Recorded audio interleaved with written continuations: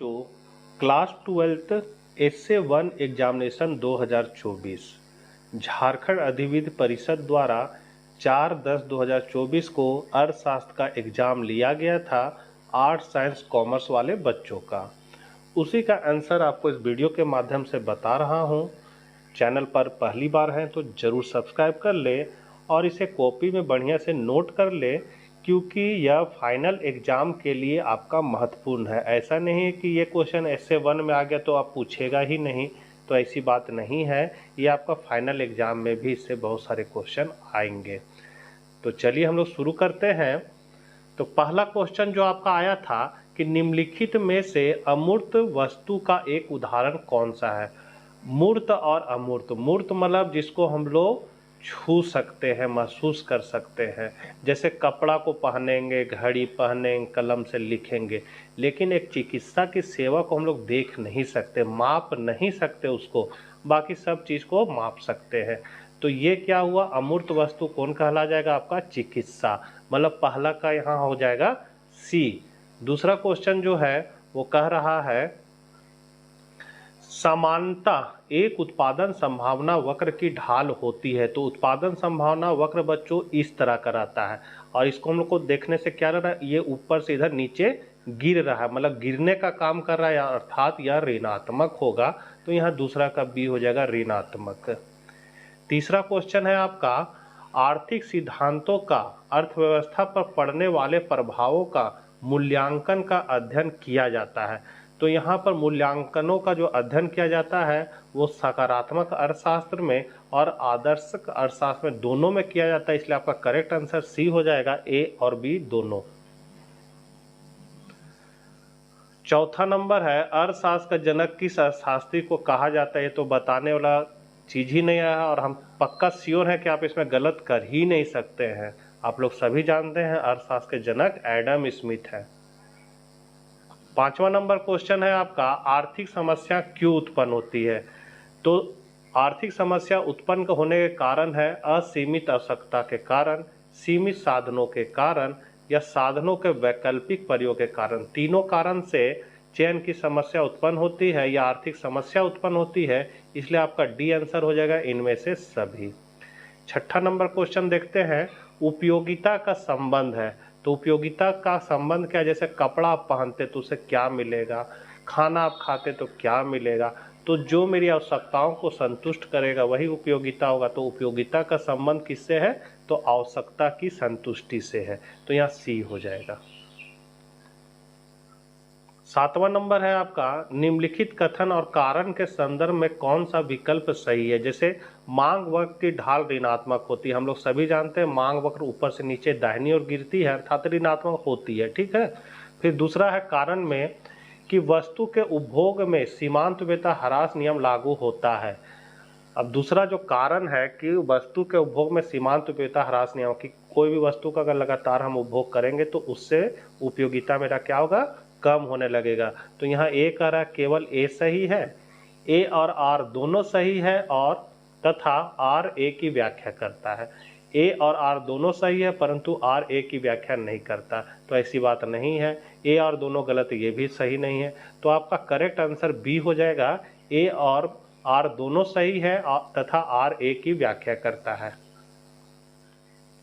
आठवां number question है बच्चों आपका निम्नलिखित में से उदासीन वक्र विश्लेषण की एक मान्यता नहीं है। तो उदासीन वक्र विश्लेषण, ये सिद्धांत, उदासीन वक्र का जो सिद्धांत है जे.आर. हिक्स ने अपने किताब वैल्यू एंड कैपिटल में दिया था, और उन्होंने माना था कि उपयोगिता का क्या है, क्रमवाचक माप संभव है। क्रमवाचक मतलब होता है कि उपयोगिता को हम लोग फर्स्ट, सेकेंड, थर्ड, फोर्थ इस तरह माप सकते हैं। फिर है उपभोक्ता का अधिमान सतत होता है, लगातार होना चाहिए, सही है। और सी है उपयोगिता को गिनती की संख्या में मापा जा सकता है, ये गलत बात है। गिनती की संख्या में कौन मापे थे, तो मार्शल मापे थे, तो उदासीन वक्र में तो नहीं होगा ऐसा। तो यहाँ पर बोल रहा है निम्नलिखित में उदासीन वक्र विश्लेषण की एक मान्यता नहीं है, तो नहीं है, तो ये आपका सी नंबर हो जाएगा, ये नहीं है, बाकी सभी है। 9वां नंबर क्वेश्चन है एक मांग वक्र पर ऊपर से नीचे की ओर चलन क्या प्रदर्शित करता है। तो ऊपर से नीचे की ओर, जैसे ये मांग वक्र है और आप इस तरह बना सकते हैं। तो यहाँ पर आप हैं ए बिंदु पर और ए बिंदु से नीचे की ओर आ गए, मतलब यहाँ पर आ गए बी बिंदु पर, तो ऊपर से नीचे की ओर चलन क्या कहलाएगा, तो ये कहलाएगा मांग में विस्तार। इसको हम लोग बोलेंगे मांग में विस्तार। तो 9वां का ए हो जाएगा। 10वां है निम्नलिखित में से पूरक वस्तुओं का एक युग्म कौन सा है। पूरक वस्तु मतलब होता है एक के बिना दूसरा का काम जब नहीं चले।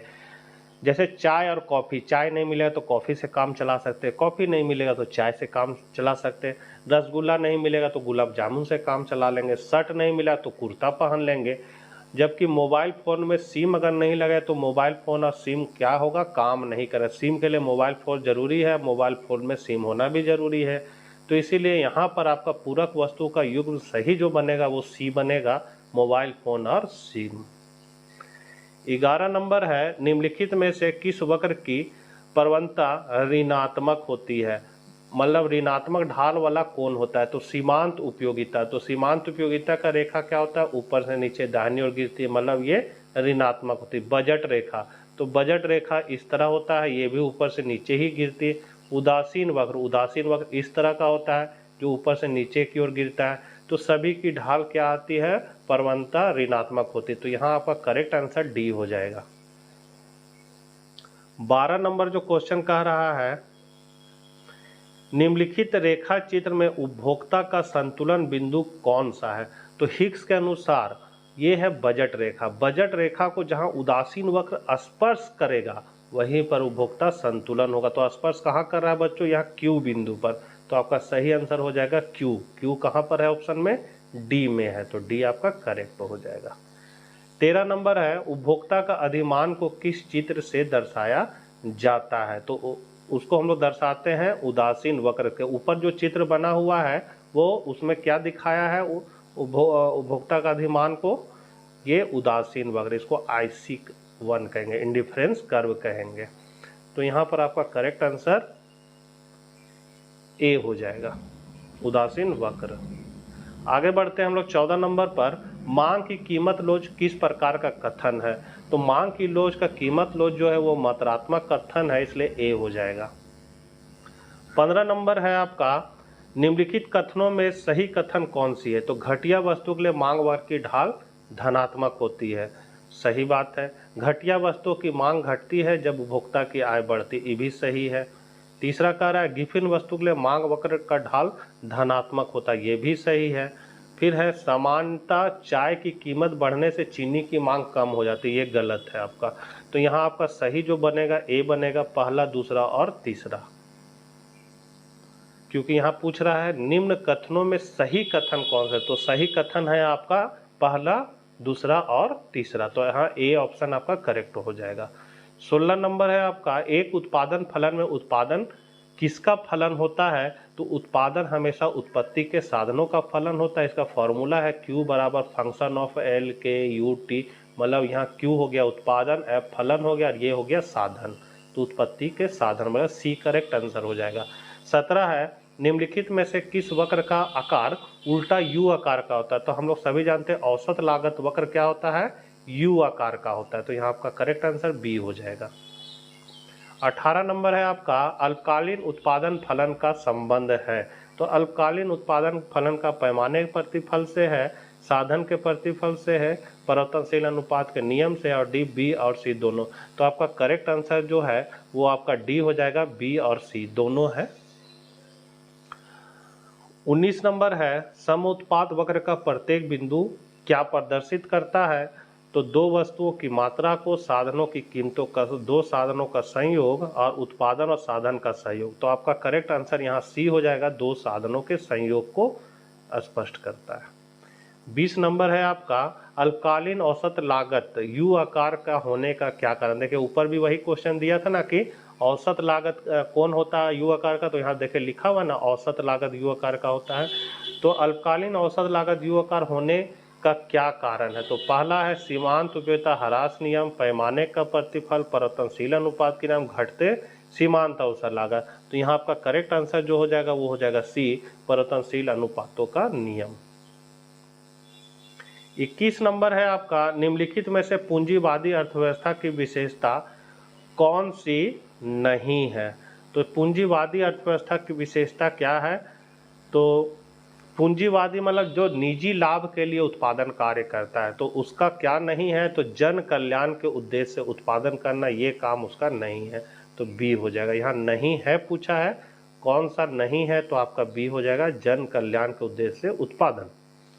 22 नंबर है, निम्नलिखित में से समष्टि परिवर्त का एक उदाहरण कौन है? तो समष्टि का आपका परिवर्त का उदाहरण है मुद्रास्फीति। 23 नंबर है आपका, समष्टि अर्थशास्त्र के अनुसार अर्थव्यवस्था के क्षेत्रक है, तो अर्थव्यवस्था के फर्म, सरकार, परिवार तीनों है, तो डी हो जाएगा इनमें सभी। 24 नंबर है, विश्व में सर्वप्रथम किस वर्ष महामंदी आई थी? तो 1929-30 में आई थी, तो यहाँ 29 दिया हुआ है, तो आपका डी करेक्ट हो जाएगा। 25 है, निम्नलिखित में से टिकाऊ उपभोक्ता वस्तुओं का एक उदाहरण कौन सा नहीं है? तो टिकाऊ उपभोक्ता वस्तुओं का कौन सा उदाहरण है? तो टिकाऊ है आपका टेलीविजन सेट। उपभोक्ता वस्तु बोल रहा है, तो उपभोक्ता वस्तु टेलीविजन सेट हो जाएगा। 26 नंबर है आपका, निम्नलिखित में कौन सा कथन सत्य है? तो आपका है निवल निवेश, सकल निवेश, मूल्य ह्रास और डी निवल निवेश। तो ये आपका डी जो है वो आपका सही है। निवल निवेश बराबर सकल निवेश माइनस मूल्य ह्रास।